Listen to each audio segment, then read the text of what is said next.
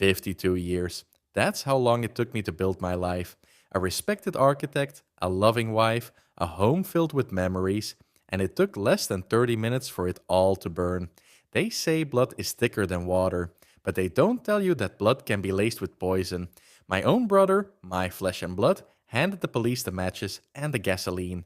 He watched it all go up in flames with a look of concern on his face and a lie on his lips. And the worst part? Everyone believed him. Hey everyone, welcome to the channel When Love Betrays. The first thing I registered was the noise. Not the splintering of the door frame, that came a second later, but the guttural, aggressive shouting that tore through the peaceful quiet of my Saturday morning. Police, search warrant, hands where I can see them. I'd been in the kitchen, admiring the way the morning sun hit the new marble countertops Sarah and I had spent weeks picking out. One moment, I was contemplating the perfect roast for that evening's dinner party. The next, I was blinking at the black-clad figures swarming my home, their boots smearing mud on the pristine oak floors. My wife, Sarah, screamed from the living room. I found her with her hands half raised, her face a mask of terror and confusion.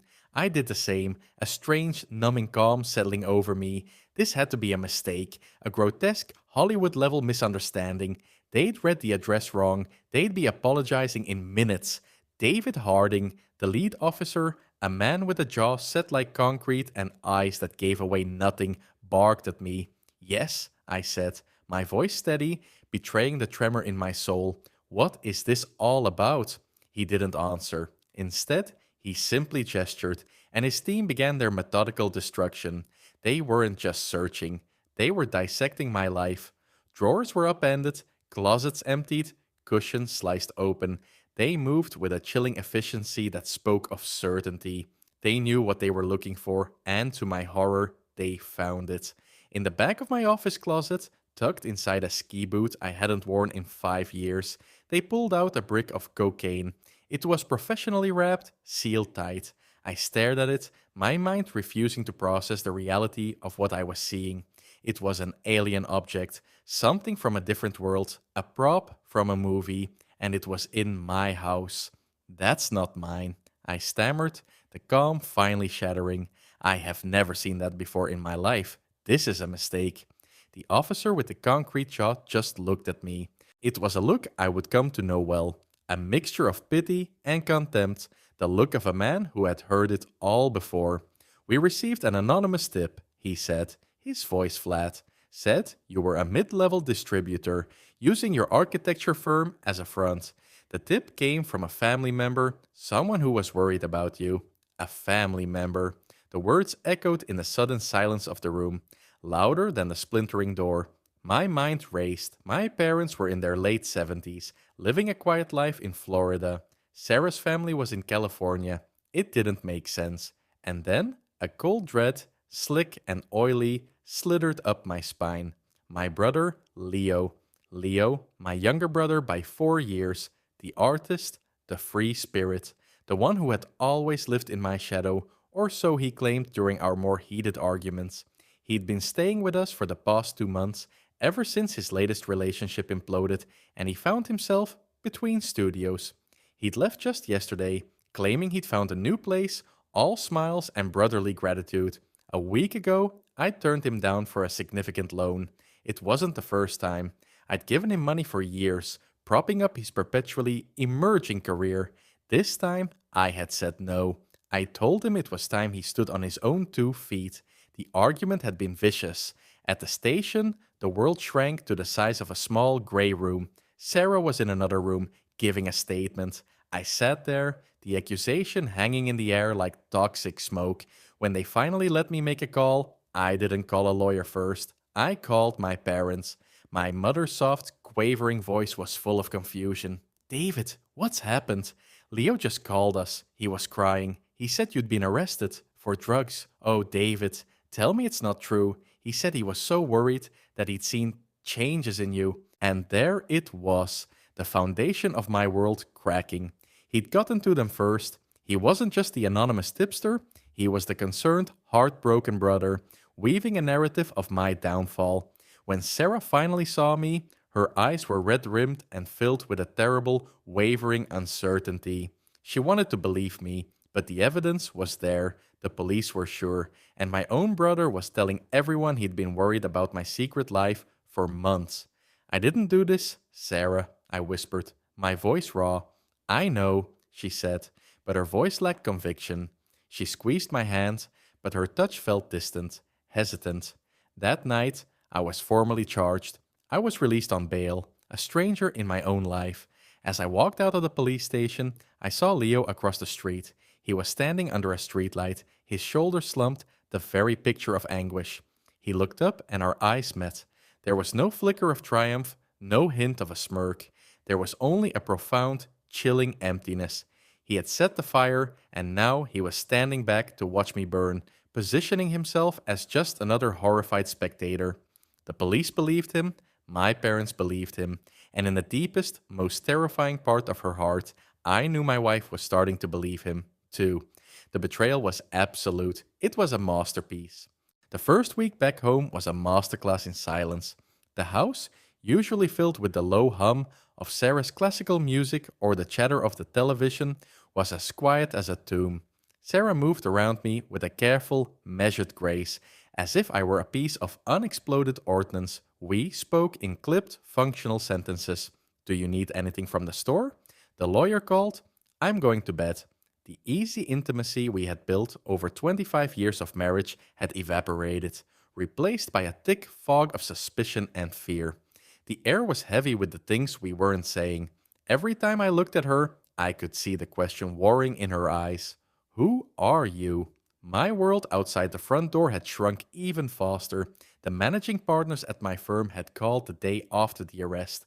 They were indefinitely suspending my role, pending the outcome of the legal proceedings. It was a sterile, corporate execution. Richard, a man I had mentored for a decade, delivered the news with a voice full of practiced sympathy that did little to hide his relief. I was no longer David Harding, senior partner. I was a liability, a headline. The neighbors, people we'd shared barbecues and holiday greetings with for 15 years, now suddenly found the pavement on the other side of the street fascinating. I'd see Mrs. Gable out walking her beagle, and she'd make an abrupt, almost comical, turn into her driveway to avoid my gaze. The mailman, who used to chat with me about the Yankees, now just shoved the letters through the slot and hurried away. I was a ghost in my own neighborhood, a local color horror story. And then there was Leo. He called every day. Just checking in, brother, he'd say, his voice oozing a counterfeit concern that made my stomach clench. How are you holding up? Mom and Dad are worried sick. He was the puppet master, pulling the strings of my family's emotions. He'd tell me our parents were too distraught to speak to me directly, positioning himself as the dutiful son, the family's compassionate go-between. He was isolating me, cutting me off from my own parents with surgical precision. He came over once, a few days after I was released. He brought a casserole, as if this were a normal family crisis, a bereavement. He sat at my kitchen table, the same table where I told him I was cutting him off, and looked at me with those sad, empty eyes. Dave, you know you can talk to me, he said, leaning forward, his voice a conspiratorial whisper. If you have a problem, there's no shame in it. We can get you help, that's all I want, for you to get help. The audacity was breathtaking. He was framing my innocence as denial, my anger as a symptom of addiction. I felt a surge of pure, unadulterated rage. I wanted to launch myself across the table, to feel my hands around his throat, to squeeze the truth out of him, but I couldn't. I was out on bail. Any hint of violence, any outburst, would be seen as proof of their narrative, the unstable, volatile addict. So I just sat there, my hands clenched into white-knuckled fists under the table. I don't have a problem, Leo, I said, my voice dangerously low. Except you. He flinched, a barely perceptible flicker of his composure. Then he sighed, a deep, theatrical sound of disappointment. I know you're angry, Dave, but lashing out at me won't help. I'm just trying to be here for you. He stood up, placing a hand on my shoulder. I recoiled as if his touch were a hot iron. He left the casserole on the counter. It sat there for a day before I threw the entire dish in the trash, a small, unsatisfying act of defiance. My lawyer, a public defender named Arthur Jenkins, was a weary, overworked man who seemed to view my case as just another file in a mountain of human misery. He listened to my passionate declarations of innocence with a detached patience. His eyes glazed over. They have the drugs, Mr. Harding, he said, his tone flat. They have a tip from a credible source. Family members are considered highly credible. You had a recent falling out with your brother over money. From the prosecution's perspective, this is an open and shut case.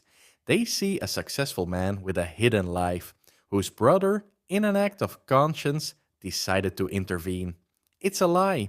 He set me up, I insisted, hearing the desperation in my own voice. An allegation you can't prove, Jenkins countered, unmoved. Look, they're offering a deal. With your clean record, if you plead guilty to possession, they'll recommend a reduced sentence. Probation, maybe a short stint in a minimum security facility.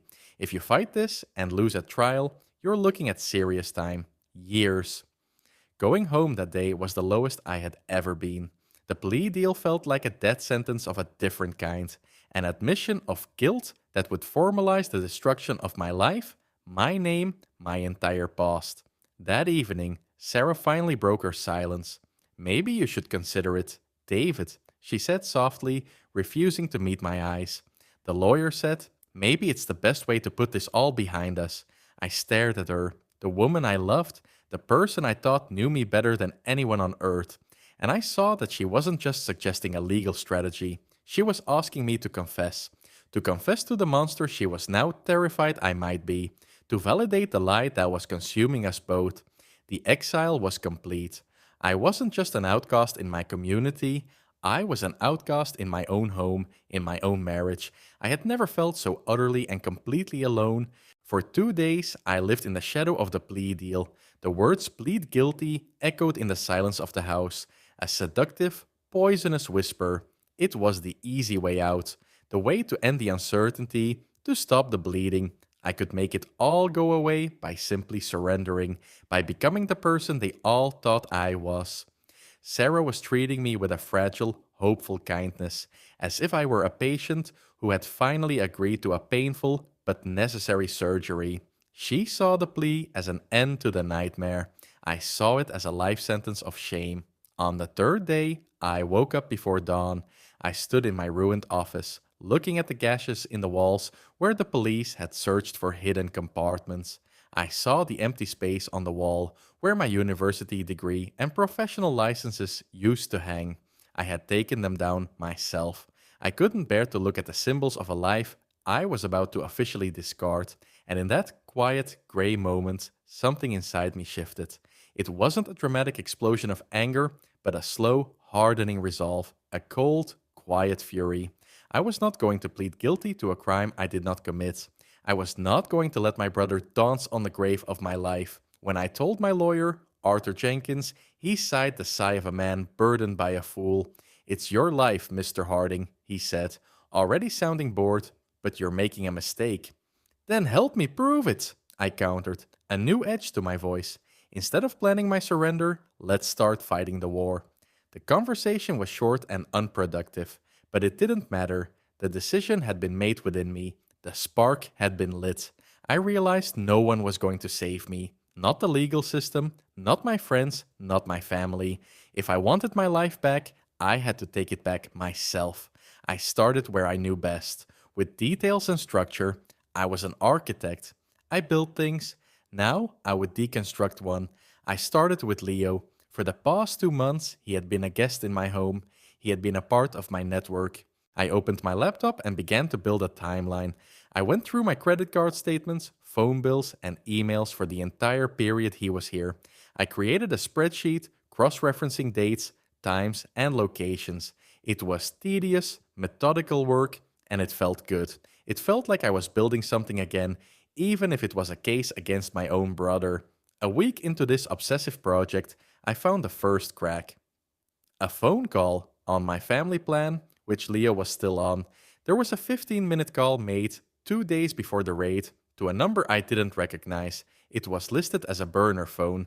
The call was made from a cell tower in a rundown industrial area on the other side of town, a place Leo had no reason to be. On its own, it was nothing. but it was a threat. I pulled on it. I dug into Leo's life online. His social media was a carefully curated gallery of the struggling artist, photos of paint-splattered hands, cryptic posts about the muse, and selfies in trendy coffee shops he couldn't afford. It was all a performance, but I wasn't interested in the performance. I was looking for what was happening backstage. I went back years, scrolling through old photos, tagged posts, forgotten friends, and I found him. A man named Marco Gallo, a face from our old neighborhood. They weren't friends online, but Marco had been tagged in a group photo with Leo at the bar about 3 years ago. Marco Gallo, I remembered him. He was trouble then, and a quick, illicit search on one of those public records websites confirmed he was trouble now. A string of minor arrests, including one for possession with intent to distribute. The pieces began to click into place. The burner phone, the trip to the industrial park, the connection to a known low-level dealer. That night, I showed my findings to Sarah. She had been watching my obsessive work from a distance, her expression unreadable. I laid out the phone records, the timeline, the picture of Marco Gallo. I didn't plead or try to convince her. I just presented the facts as I had found them, like a blueprint. He was here, Sarah, I said, pointing to the cell tower location on the map. 2 days before the police came, and he was talking to this man. She stared at the papers spread across the dining room table. Her silence was different this time. It wasn't the silence of fear or suspicion. It was the silence of thought. I remember something, she said finally, her voice barely a whisper. The day before he left, a package was delivered for him, a small, heavy box. He was weird about it. He took it straight to his room and I never saw it again. When I asked, he said it was just art supplies. She looked at me, and for the first time in weeks, the doubt in her eyes was not about me. It was about Leo. He said he was worried about you, she recalled, thinking back. But it was strange. He kept saying how your life was so perfect, how you had everything. There was an edge to it. I thought it was just jealousy, the way it's always been between you two. But maybe it was something more. It was the first time she had referred to the rift between Leo and me as something she truly saw.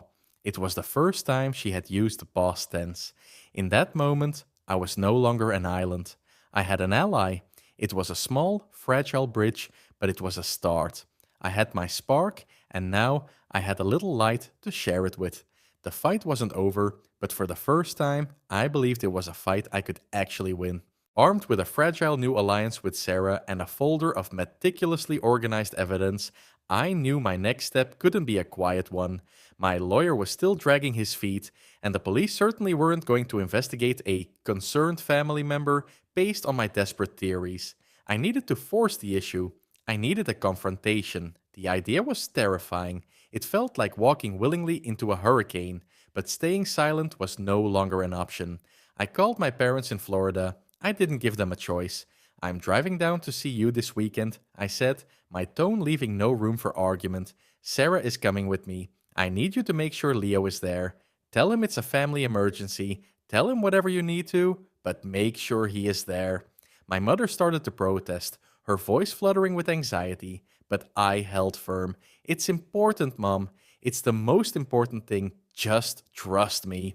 The drive down was tense. Sarah and I barely spoke, but it was a shared, focused silence. We were a team preparing for a battle we knew could go horribly wrong. When we arrived, the atmosphere in my parents' small condo was thick with apprehension. My father, a man whose formidable presence had been diminished by age and worry, just shook his head and retreated to his armchair. My mother wrung her hands, her eyes darting between me and the door, dreading Leo's arrival. He walked in an hour later, the very picture of solicitous concern. Dave? Sarah? What's wrong? Mom said it was an emergency. He rushed to my mother's side, patting her shoulder. Is everyone okay? Sit down, Leo, I said, my voice colder and harder than I intended. He turned, and for the first time, he seemed to notice the folder in my hands and the look on my face. A flicker of something, wariness, perhaps, crossed his features before being replaced by his familiar mask of pained sympathy.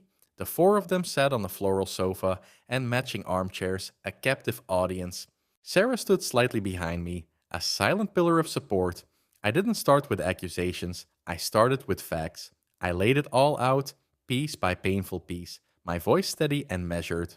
On Tuesday, April 15th at 2:47 p.m., you made a 15-minute call from this location. I began placing a printed map with the cell tower location circled in red on the coffee table. A call to a burner phone. You told Sarah you were at the library all day. Leo scoffed, a nervous, dismissive sound. I have no idea what you're talking about. I probably went for a drive. A drive to the old industrial park? To call this man? I slid the photo of Marco Gallo across the table. You remember Marco, don't you, Leo, from the old neighborhood? My father leaned forward, squinting at the picture. Leo's face had gone pale. That's crazy. I haven't seen that guy in years. You're becoming paranoid, Dave. Am I? I pressed on, my voice rising. What about the package that arrived the next day, the one you were so secretive about? Sarah saw it. Art supplies, you said. What kind of art supplies come in a small, heavy box from a courier you won't name? This is insane! Leo shot to his feet, his voice trembling with manufactured rage. He's lost it. Look at him. He's been arrested for being a drug dealer, and now he's trying to blame me, to drag me down with him. He turned his attention to our parents, his eyes wide and beseeching. Mom, Dad, you can't believe this. This is what addicts do. They lie, they manipulate, they blame everyone but themselves. I was worried about him, so I called the police. I did it to save him, to save our family. It was a masterstroke of manipulation. He was twisting my evidence into symptoms of his own concocted diagnosis. My mother started to cry, her loyalties tearing her apart. My father, however, was looking at Leo with a new, troubling intensity. The money, son, he said, his voice a low rumble. The week before all this happened, you called us. You said you were in some trouble, needed $5,000. You said it was life or death. The room went still. I looked at my father, stunned. It was a detail I never knew. Leo froze. That was for a deposit on a new studio, he stammered, his eyes darting around the room, looking for an escape. You told us not to tell David, my father continued, his voice heavy with dawning comprehension. You said he wouldn't understand. I can't listen to this, Leo declared, grabbing his keys. He pointed a shaking finger at me. You need help, David, serious help, and I won't stand here and let you poison them against me. He stormed out, slamming the door behind him. The silence he left in his wake was profound and agonizing. My mother was openly weeping. My father stared at the door, his face a grim tableau of doubt and dawning horror. I hadn't gotten the confession I had hoped for. Leo had turned the tables, painting me as a paranoid madman. But for the first time, the seeds of his perfect deception had been dislodged. He had run, and in the eyes of my father, I saw a flicker of the man who had taught me to stand up for myself, now finally questioning which of his sons was telling the truth. The confrontation had failed to produce a victor, but it had succeeded in one crucial way. The lie was no longer solid. It had begun to fracture. The drive back from Florida was the polar opposite of the journey down. The oppressive tension had been replaced by a current of frantic energy. The failed confrontation had paradoxically ignited a fire under my lawyer, Arthur Jenkins. My father's revelation about the $5,000 was the key. It was a tangible, verifiable piece of information that connected Leo's desperation directly to the timeline of my arrest. It was motive. Why didn't you tell me this before? Jenkins asked, his voice crackling over the car's speakerphone, his customary weariness replaced by the thrill of the hunt. I didn't know, I said. He told them to keep it from me. It's classic, Jenkins mused. He needed money, probably owed it to your friend Marco. You cut him off. He gets desperate, calls your parents, gets the cash, but it's probably not enough or it's too late. So he formulates plan B, take you out of the picture, and maybe even get his hands on some of your assets once you're convicted. It's messy, but it's a narrative a jury can understand. For the first time, Jenkins believed me, not with reluctance, but with conviction. He hired a private investigator, a former cop named Sal, whose demeanor was as grim as his profession. Sal took the information I had gathered and began to dig. He was the professional I had tried to be, and the difference was immediately apparent. Within a week, he had results. The burner phone Leo had called was registered to a shell corporation that Sal traced back to Marco Gallo. He found a convenience store camera near the industrial park that caught a fuzzy image of my car, the one Leo had been borrowing, pulling into the area at the exact time the call was made. But the real breakthrough came from the money. My parents had wired the $5,000 to Leo's bank account. 2 days later, there was a cash withdrawal for the full amount. Sal, through a source he refused to name, found out that Marco Gallo had paid off a significant gambling debt in cash the very next day. Armed with this new chain of evidence, the phone call, the security footage, the financial transaction, Jenkins went to the district attorney's office. He didn't just present the information, he presented a story. The story of a jealous, debt-ridden brother who framed a successful sibling. The DA, initially dismissive, grew more interested as the evidence was laid out. It was still circumstantial, but it was now compelling enough to cast serious doubt on their star witness, Leo. The police brought Marco Gallo in for questioning. Faced with evidence of his connection to Leo and the threat of a much more serious conspiracy charge, his loyalty to my brother evaporated. He confessed everything. He admitted to selling the cocaine to Leo and advising him on how and where to plant it. He said Leo had been consumed by a venomous jealousy, complaining incessantly about how I had everything and he had nothing. Leo's plan, according to Marco, was to have me declared an addict, hoping to eventually gain power of attorney over my finances. The call from Arthur Jenkins came on a Tuesday afternoon. They're dropping the charges. David, it's over. They've issued a warrant for Leo's arrest. I dropped the phone. Sarah, who had been hovering nearby, rushed over and read the expression on my face. The tears that came were not of joy, but of profound, bone-deep relief. The weight that I had been carrying for months, a burden that had reshaped my posture and stolen my sleep, finally lifted. But the end of the legal battle was the beginning of a different kind of reckoning. Leo was arrested trying to flee the state. He never stood trial. He took a deal, pleading guilty to perjury and conspiracy, and was sentenced to 3 years in prison. I have not spoken to him since the confrontation. I don't know if I ever will. My relationship with my parents is shattered. They are broken by the guilt of their own disbelief and the horror of what their younger son did. Every conversation is strained, an awkward dance around the chasm that has opened between us. They love me, but they fail to trust me, and that is a wound that may never fully heal. My career is another casualty. Though I was officially exonerated, the stain remains. To many, I am still that architect who had the drug problem. I left my firm and have started my own small consultancy, working from the office where my life was nearly destroyed. The work is smaller, less prestigious, but it is mine. The only thing that wasn't completely destroyed was my marriage. It was tested by fire, and in the ashes, we found a stronger, more honest foundation. Sarah's journey from doubt to belief was her own, and her support in the final, crucial weeks was my salvation. We are quieter now, more sober in our view of the world, but we are together. Sometimes, late at night, I think about Leo.